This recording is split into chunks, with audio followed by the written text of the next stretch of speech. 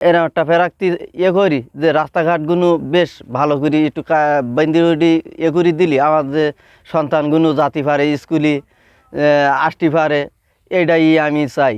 আর খাবার পানির দেখা যায় আমার তো দূরই যেতে হয়, কলের পানি গিয়ে সেখান থেকে ছোট ছোট বাচ্চা নিয়ে যায়, আসতে গেলে হেভি একটা সমস্যা এই রাস্তাঘাটের জন্য।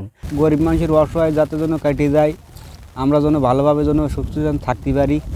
আমরা জায়গা জমি অসহায়ের জন্য আমরা এই গুচ্ছগ্রামে বাস করি, তার জন্য আমরা যেন কিছু যেন পাই, যে সুখ শান্তি এরকম রাস্তাঘাট আমরা যেন তার জন্য পাই।